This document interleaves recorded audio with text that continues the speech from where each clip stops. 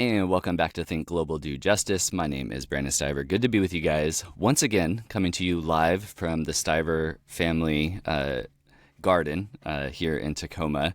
It is hot, which is nice for the summertime. And so if you're watching on YouTube, that is my house, my greenhouse, in a nice Multnomah shade of green. But I'm excited to get into this conversation today. This is going to be a fun one, and I'll share why in a second. But before I do want to give a shout out to our partners and collaborators at the Accord Network. If you are going to be at One Accord in Washington, D.C., October 13th through 15th, we would love to have you. We would love to see you there. Use the code GLOBAL when you register with that link in our show notes, and you will get a 5% discount on your tickets. So our sincere appreciation to Michael and the whole team over at the Accord Network. I'm excited to get into this conversation today. As many of you know, my full-time job is working with a great Christian nonprofit care portal where we are driving action for children and families in crisis in the Puget Sound region, where I am personally based. And Care Portal is a part of a broader movement built around addressing childhood adversity, and that includes international programs. And I'm joined today by Jessica Ray, who is with Go Project, overseeing both Strong Family and GoX Apparel, and we're going to get into all sorts of stuff. And I'm excited for this to have a leader from within the same nonprofit that I work for. So, Jessica, welcome to the show. How's it going? It's good. Thank you so much for having me. Excited to be here. Also, we are members of Accord, and I'll be at One Accord, and I wish I'd had that discount code when we signed up. Well, hey, you can send it to all of your colleagues and friends. And yes, we love working with the Accord Network. And if you're working in relief and development and you're a Christian, Accord is a good place to be plugged in. So It's really good. it's a really good place. Jessica, I know there's different halls and so forth in Kansas City, and there's probably the international side and the domestic side, and I'm here in the Tacoma side, very far. I would love to just, having only chatted with you a few times, would love to just kind of hear what kind of led you personally into this space of international work and caring for vulnerable populations. Yeah, it's been a journey, I can tell you that.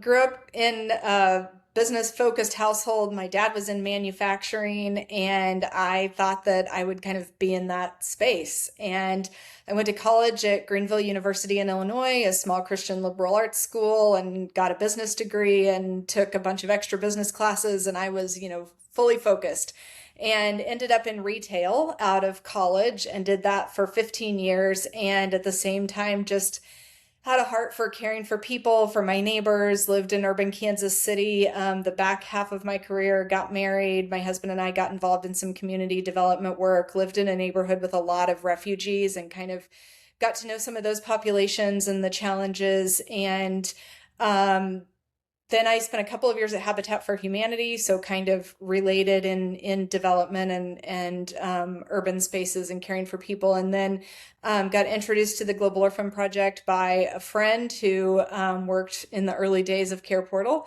and ended up coming over for a job at GoX initially, so in the fair trade apparel space.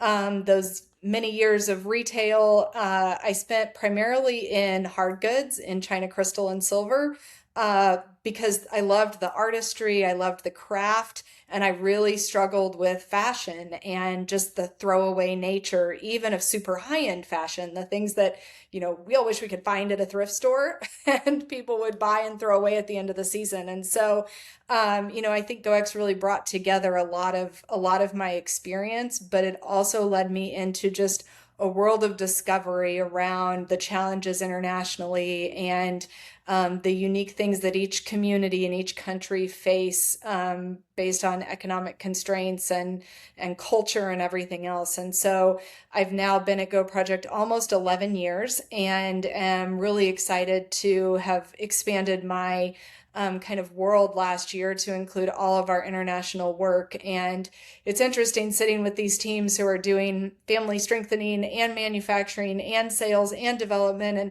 like, how do these things come together? But at the end of the day, like, we're fighting culture in all of these spaces. We're fighting culture in American consumerism. We're fighting culture in how people think of themselves, in just the effects of multidimensional poverty and systems and structures that keep people there, and just like identity as well, of value that people don't see in themselves when they've been in a space of poverty for so long. And so yeah, I just have this huge heart for not only like supporting families and helping people have opportunities, but in helping people just understand who they are, who God made them to be, and what they're actually capable of when they have that understanding. And it's pretty fun.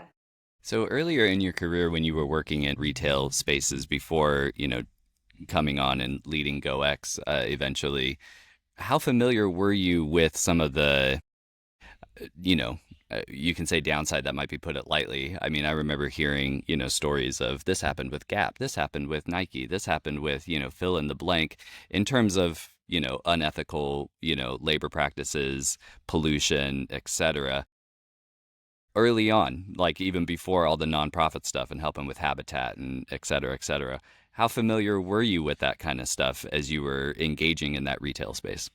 I wasn't really. So when I say that it bothered me, it was more about like American consumerism and just kind of waste. And I didn't even understand like the up supply chain side of things.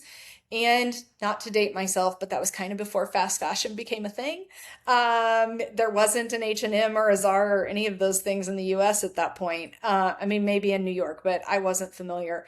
And so even in the days before there was so much flooding the market, before we had Amazon, before we had, a lot of online shopping and computers in our pockets, like, we were still wasteful as American consumers before we had an opportunity to be as wasteful as we are now. So this has definitely been a path we've been on for a while.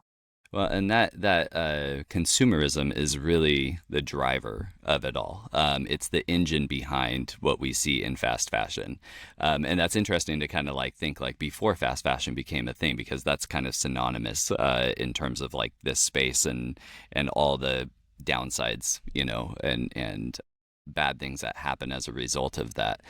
Um, okay, so what was that shift then? I'm just trying to like understand from like an industry standpoint. When you say like, hey, we saw this consumerism at this stage and it was before, some of these major brands that are really kind of correlated with that approach to fashion. When did that shift kind of start to happen, and to what? We're going to talk a lot about scalability and hopefully in terms of scaling, support for vulnerable children and families. But fast fashion is something that has scaled quite tremendously. Take us a little bit through that timeline, because GoX is at an interesting intersection of kind of counteracting that, but still being creative. But tell us a little bit about that industry timeline if you can. Yeah, I mean, it really has a lot to do with all of the manufacturing that was offshored, which pushed pricing down. And we could blame Walmart, we can blame Amazon, we can blame whoever we want, right? But the reality is we like lots of cheap things in America. We just do. And it is the support of the consumer that causes those things to exist. And there's lots of lobbying, and we should not allow this and not allow that. But the reality is, if the consumers won't buy it, it won't get made. And so, we live in a world where anything can be produced at any time, and that doesn't always mean it should be. Like, there's a lot of weird things for sale on the internet that we could all do without, and yet there seems to be a buyer for almost anything. And so it's escalated as cell phones and everything else are more popular, and all of these apps, and social media and all, all of that. But it has definitely escalated over time. But kind of the excessive purchasing used to be something that only people with a lot of resources could do. And as the prices of things have been pushed down, I mean, look at what a television costs now compared to what it used to. When I was growing up, we had one in our living room, and that was like, I remember we got a second TV, and it was like the most amazing thing in the world. And now you can have a huge flat screen for $300. So while there are a lot of things in the world that have gotten expensive, and I would never say that that's not true, there are a lot of things that are much less expensive than they used to be, and it's a lot of just stuff.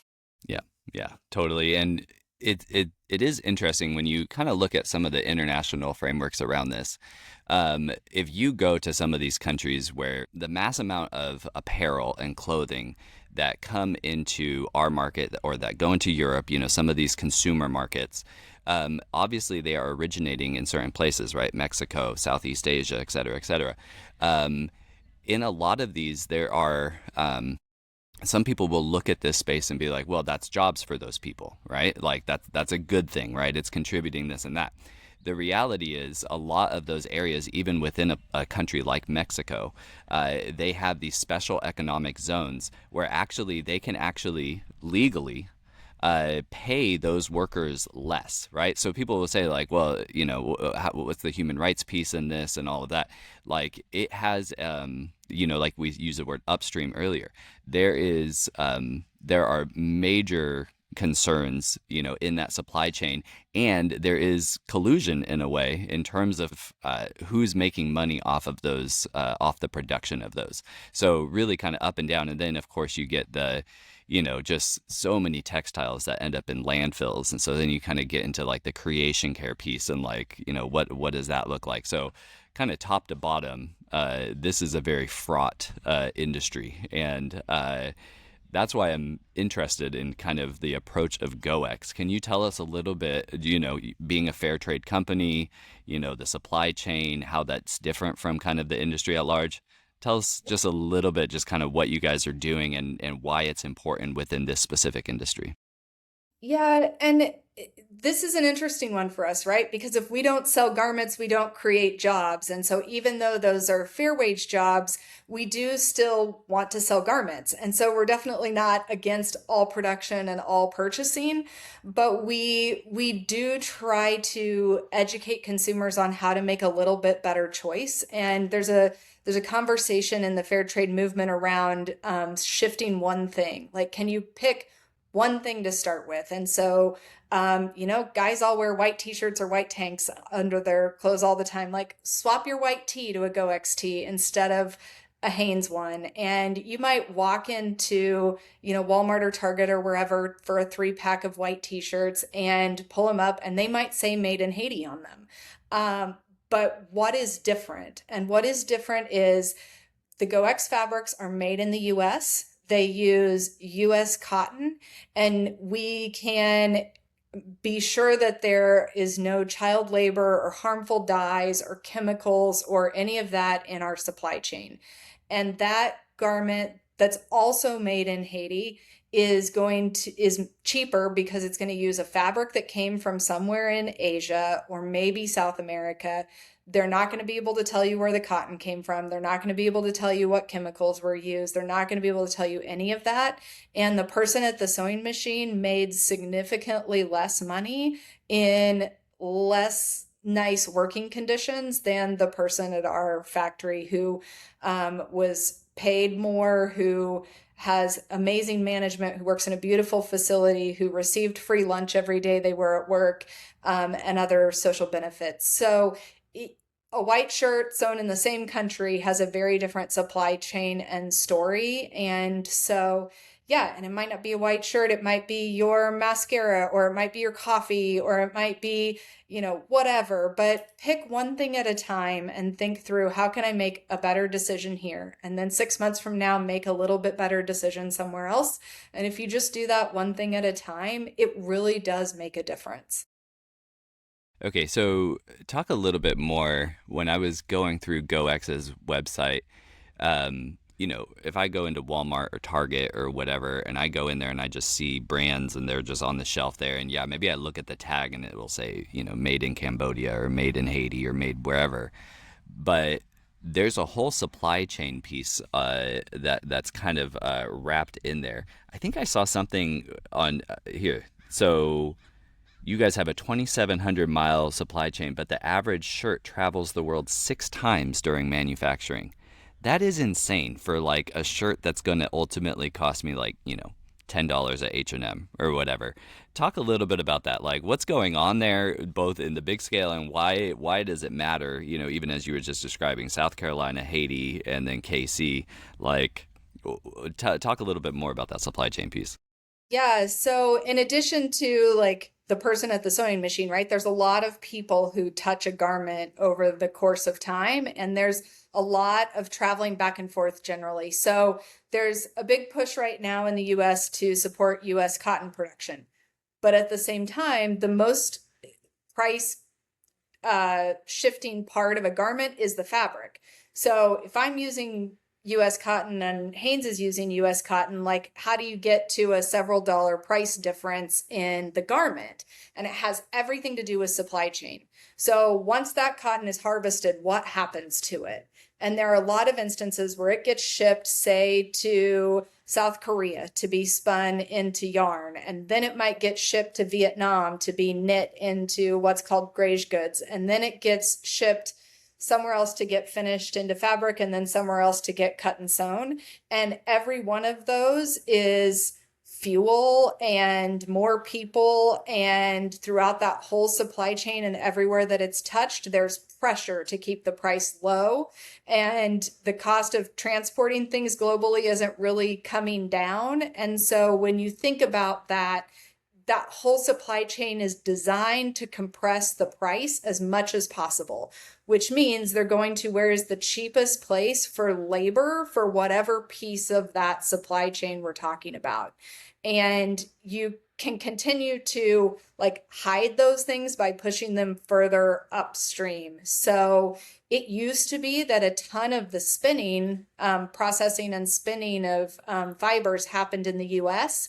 And then a ton of that world was consolidated. One of the big spinning companies in the Carolinas was destroyed in the hurricane a couple years ago and never reopened. And so that meant more shipping things around the world. So all of those spots are a place where things move, where pricing gets compressed on the backs of the people working, and it's another place to kind of hide those issues. Yeah. Yeah, it's really interesting, and there's a couple things that kind of come to mind. One is Ronald Sider, Rich Christians in a Age of Hunger, and one of the things that he talks about is, we hear about these large corporations and all the kind of bad things. Now, does that ultimately matter to us? Most people know because they're driven by that consumerism, which is so embedded in our culture. But for those of us that are aware, we hear about the atrocities that take place along the supply chain, and we say, okay, that's bad. I shouldn't buy from there. It was interesting considering what Ronald Sider talked about, where he was basically saying corporations are actually, because of how they're positioned, they have a great potential to actually address poverty, right? Because of how they're positioned, but it would require essentially an ethical reckoning, right? In terms of like, hey, we can actually produce things, but we need to kind of do it. And when I think about GoX, the thing the thing that comes to mind, we've used the word culture a few times, and obviously fashion is a really integral cultural good, right? Like we all wear clothes, right? And what you wear makes says something about you. And I'm reminded of Andy Crouch in Culture Making, where he says the only way to change culture is to make new culture. Like basically, you can't change culture like I'm going to take this and repurpose it. No, you create something that's different, and then people will start to be attracted to that. And to me, that's what GoX is doing in a lot of ways. You guys are creating a new culture around it, along with a lot of other great fair trade companies, of course. Mhm. Talk with us a little bit about just kind of your guys' approach in the fair trade space, and yeah, just kind of harp on that a little bit. Would love to learn more about what that looks like for you guys. Yeah, in anything that we do or a space that we kind of enter, we try to push the envelope a little bit. We try to lead, we try to challenge. And so I think a big thing for us in the fair trade space has been, um, there's a tradition there in fair trade of handicrafts and artisan goods and not that GoEx is a high fashion brand by any stretch, but definitely that has not been the world of fair trade. And so one of our goals has been to help push the conversation towards everyday items, towards some more fashion goods, towards really high quality. We want somebody to choose fair trade not as a pity purchase, but as a added bonus, as something they can feel good about in addition to getting a really nice product that they love to use and wear, so that they feel great about the purchase and they know they're doing good, but they don't look at that thing with I did that as a give back, or I did that because I feel sorry for that person, or I did that because instead it's a conscious choice that's made because it's an item that you need or want, and you have a little extra good because you chose this version. And that has been a shift for a lot of people in the fair trade space. And I think in addition to that, just like design and market and thinking through like it's actually okay to work with your artisan groups and suppliers to develop product for a market that people are going to want to buy and not just buy because of the good that it does. And so maybe that's some shifts in color palettes, or maybe it's a little bit different construction, or maybe it's thinking a little bit different about motifs because we buy fewer elephants in America. I don't know. But there is a reality that you can respect culture and respect art and also adapt it for markets if we really want to grow this movement. And fair trade has come a long way in the last few years in that space. But it took a while for people to get there. Yeah, that makes sense. From living in Tanzania, we would support local artisans, and even those supply chains can be sometimes a little more involved than people realize. Just buying stuff from a souvenir curio in northern Tanzania, but sometimes you would buy stuff and you wear it there because you feel like you're local, but you wouldn't really bring that back to a place like Seattle or Kansas City and wear it. So I love that, fashion forward, if you will, approach to this space.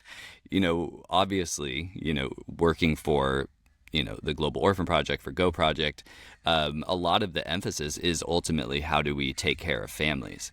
I'm Yes. going to talk about Strong Family here in a second, and some of the research that you guys were doing recently, kind of based around programs that you guys are running. But it ties in with this fair trade piece as well that you guys are doing with GoX. Tell us just really quick in terms of like that impetus, like why does this ultimately matter to children and families that we develop and sell fair trade clothing?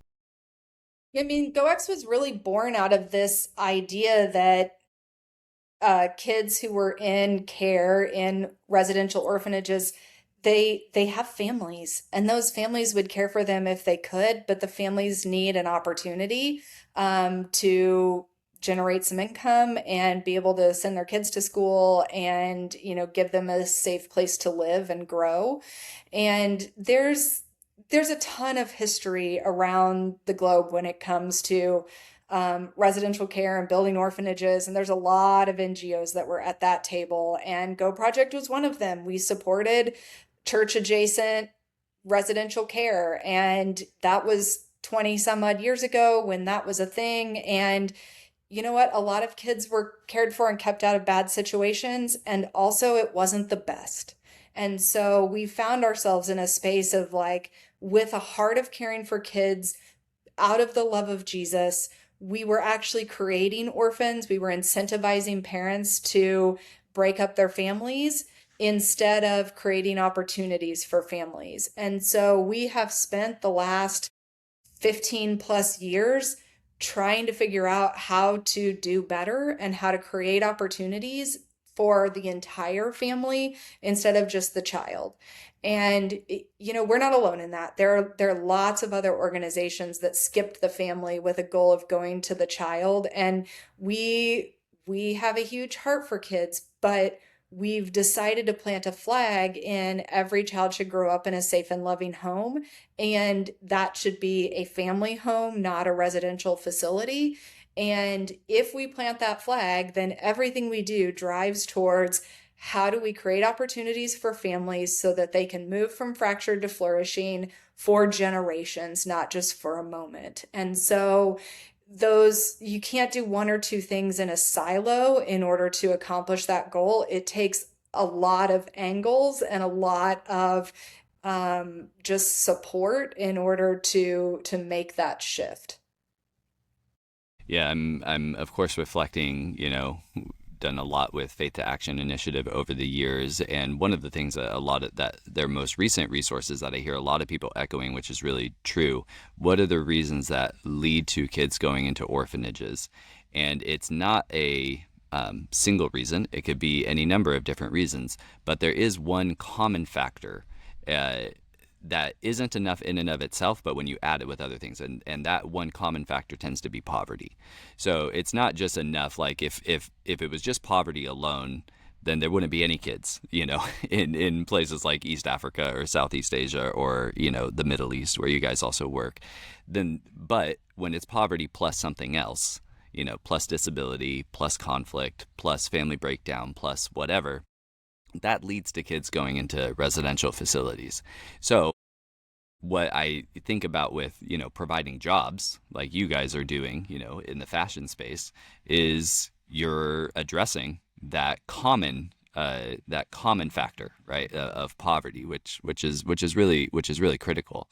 So tell me a little bit how all of that also ties into strong family then, because the job piece is huge. It's one big facet of family strengthening. But there's other things that families need as well. So talk with us a little bit in terms of the strong family framework that you guys work from too. Yeah, and I will say, like, one thing that I love about this organization is we're always listening and we're always learning and we're always trying to make the things that we do a little bit better. And so job creation is amazing. I've been doing that work a long time. Bruce Wittick says fair trade is not enough. And I do think he's right, because any of us without some additional skills can spend above our budget and can end up in the same place no matter how much money we make, right? Like we all have that tendency. And so even at our GoX factory, we're putting pieces of strong family in place for our employees to help them learn to budget, to make sure that they're healthy. All of these skills that are important for caring for a family in the long term. And so I say that to say, like, it's important to look holistically at family strengthening. If you're going to put a family strengthening program in place, it can't just be clean water. It can't just be education for kids. It can't just be some farming. It needs to be a holistic look at what is going to take this family and prevent them from fracturing under, like you said, poverty plus or multidimensional poverty. So in World's Greatest Problems, we talk about, what are these different problems we're trying to solve? And we have landed really on family fracture. It's not just joblessness. It's not just poverty. It's not just war or crises. It's really this idea of all of these outside forces that cause a family to fracture. And so Strong Family was born in Uganda about 10 years ago as the Ugandan government was saying that kids should be moved out of residential care, deinstitutionalizing care. And we had a church in a last mile village who called our team up, who'd been supporting a home in that region, and said, we don't know what to do. We have these families, they're not able to care for their kids are getting sent home. And when a family breaks apart, best case scenario is that child ends up in a Christian run orphanage with meals and education. That's that's actually not the norm. There are many worse things that happen to kids when families fall apart. And so, family strengthening is orphan prevention. It's keeping kids out of care. It's also preventing trafficking and forced labor and a lot of other problems that happen when families fall apart. And so, strong family. So sorry. Like I said, born in Uganda. We've got a couple of team members at our sister organization in Africa that are amazing and creative, and their heart for local asset-based development is amazing. And so they really went in and just sat with the community and said, like, what do you have?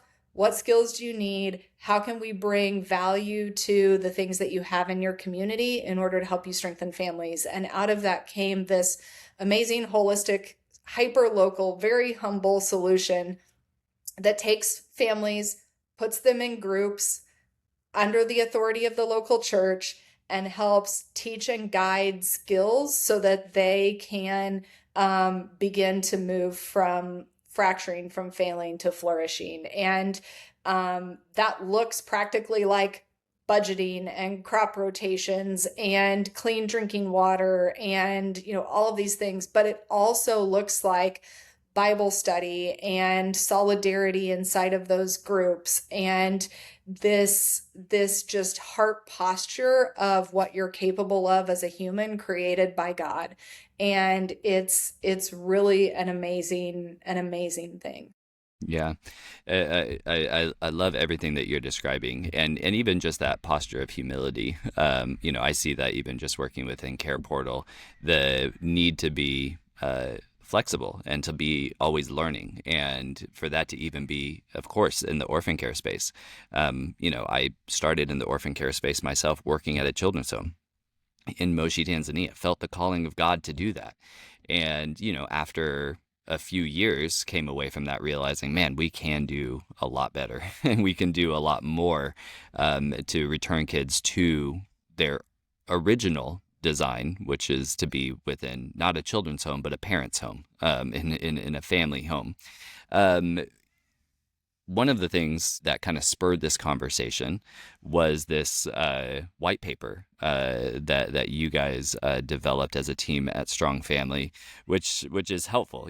Being a professor on the side, I'm always interested in resources like this in terms of laying out a framework. What is research saying, as well as how do we make that, we want to move towards applied research, right? We want to move towards something that can actually be put into practice. What kind of spurred this specific, and this was released in June. Is this available online, Jessica, if people Yeah, want to it check it out? Yeah. Okay. What kind of spurred the desire to even kind of do some research and white paper around this area? So we've known for many years that this program is effective, but we had not kind of put pen to paper on statistics and why it's so effective. And we've also been preparing to share with other organizations. So we have many years now proving how to make strong family work. We've seen it be successful. Our teams have done it in several different contexts.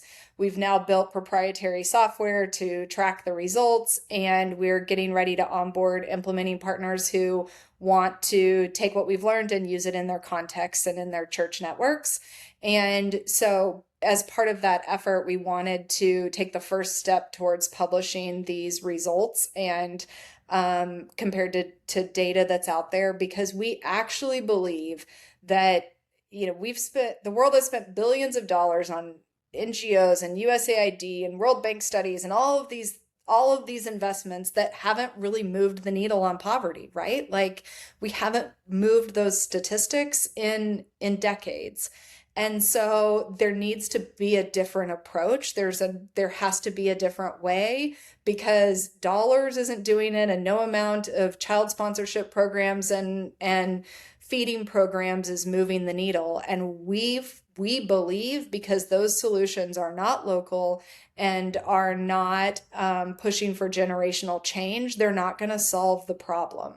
And so if we can make smaller investments in hyperlocal solutions through the local church, which is the largest distribution network available around the globe, that actually has a much bigger ability to move the needle than any top-down government level aid program ever could. And it's for many reasons, but one of the big ones is the posture that the recipient has to take in order to take aid versus a development and a local empowerment approach. Because aid says, sit there and we'll give it to you, we'll give it to you, we'll give it to you. And empowerment and education say, you can do this. You have the ability to change the trajectory of your life and your family's life, and we'll give you some tools, but you as a human are capable and can do this. And it's a massive change in the way that people see themselves. And I think that's one of the biggest differences between the strong family approach and the aid approach.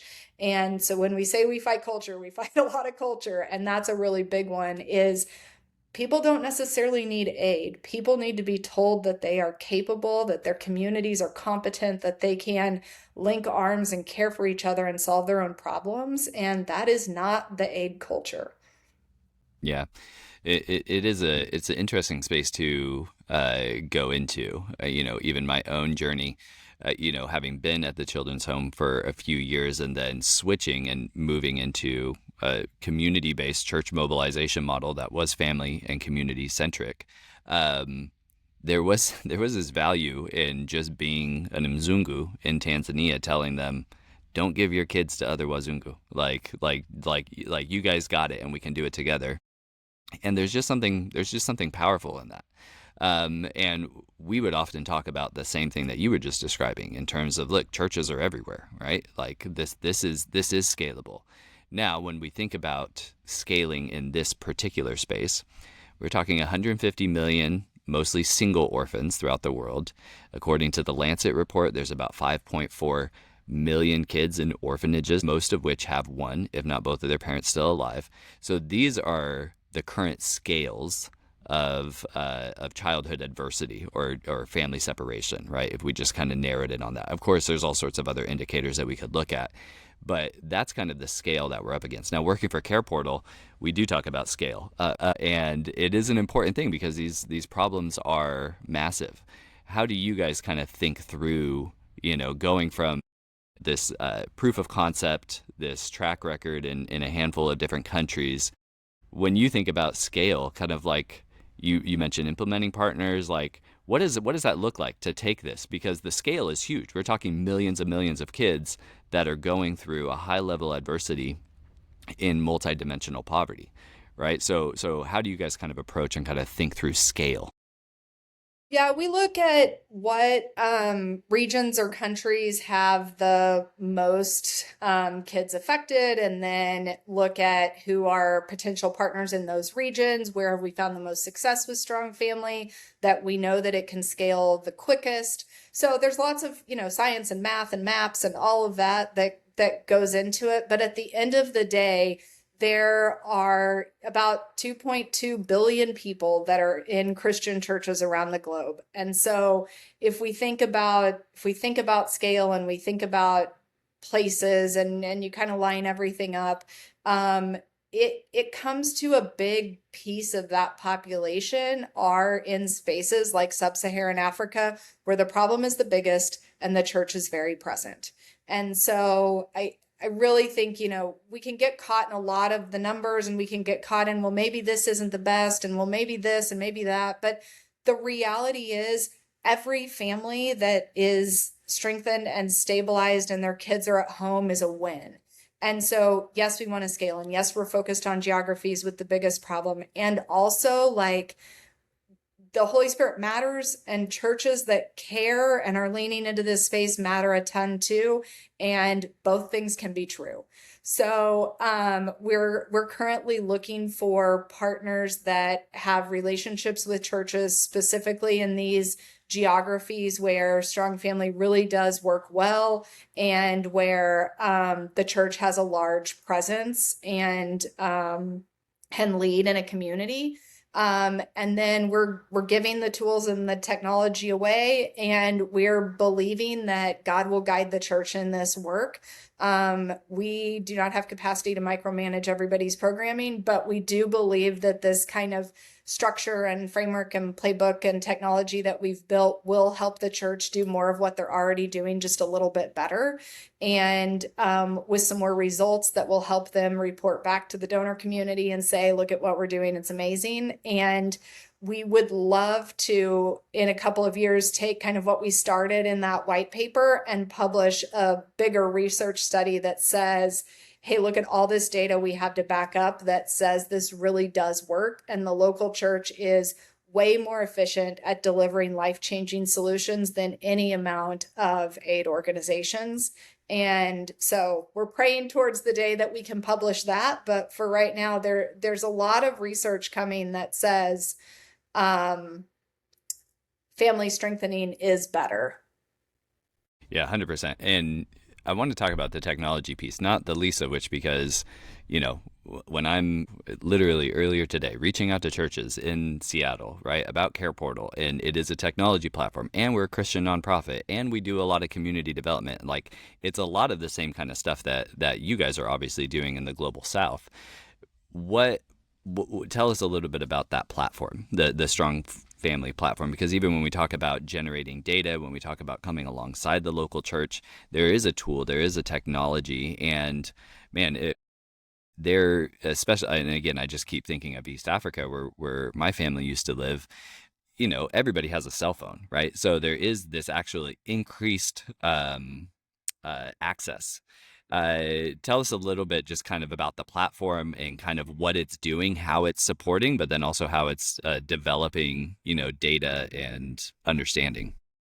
Yeah, at the end of the day, the Strong Family technology is a little different than Care Portal, because Care Portal, the technology is the platform, right? Like, that is how the connection happens. And in Strong Family, that connection has already happened, and the families are invited by the church, and it's very, very relational. Lots of adult learning science and cohorts and accountability. And at the same time, like I said, we know anecdotally that it works, but we actually want to prove it through data science and research. And so that's really what the technology was built for. So online data collection really platform that allows different churches to report in monthly activities that are happening, and then their annual assessments for both caregivers and children. So we used the Child Status Index, which was designed by PEPFAR and Duke University many years ago. It's widely used in the developing world to assess how kids are doing. But we actually believe that that's not enough. So a Strong Family is a multi-generational model. It's designed to address the caregiver as the lead indicator, and then the well-being of the child comes behind that, right? And so we added 2 domains to the CSI, financial and spiritual. We also believe that everyone needs Jesus. And so we added those domains to the CSI, and then we built a kind of sister questionnaire to the Child Status Index for the caregiver. So every year, all of the caregivers in the program and all of the children in the program are assessed and ranked 1 to 4, and then you can see that improvement over time in the program. And then there's also a kind of community survey that happens every year as well, to assess some folks in the program, some not in the program, and some local leaders, to look at just spread through the community and how the program is impacting the community as a whole. And then there's a final piece of it that's a kind of community survey that happens every year, so that we can track, when you train these families, how much are they sharing with their neighbors, and how much does it have influence on the community as a whole. So far, we've seen that if 20 or 25% of the families in a community complete a Strong Family program, just kind of those ideals and lessons have spread enough to neighbors that the whole community raises. So that rising tide theory plays into Strong Family as well. We talk a lot a lot about being grateful for nosy neighbors. When all of a sudden things change here, then the person looking over the fence wants to know what's going on. And so there's a lot of teaching that happens organically as well, which is a really cool thing, right? Neighbors caring for neighbors is a big deal. And so the church has a huge role to play, and just neighbor to neighbor has a huge role to play as well. Yeah, I love that model, and even just kind of seeing it organically grow, throughout the community, and that's where we'll start to see more community change, Yes. moving from, that initial kind of positive deviance to actual adoption throughout the community is really awesome. Jessica, I just love the work that you guys all do. I do have one question that we ask a lot of people at the end. So, for someone who is pursuing God's heart of justice in the nations, what would be one thing that you would recommend that they do? Maybe it's buying fair trade, maybe it's something else. I don't know. What would you recommend that they do? I think that's a big one, is that choose one thing. So I'll say that from the consumer side of what we're doing. And then from the other side, I would just say be super thoughtful in whatever that monthly donation is that you give. Like, everybody either has a child they've adopted, or I don't know, a cheetah, whatever that thing is.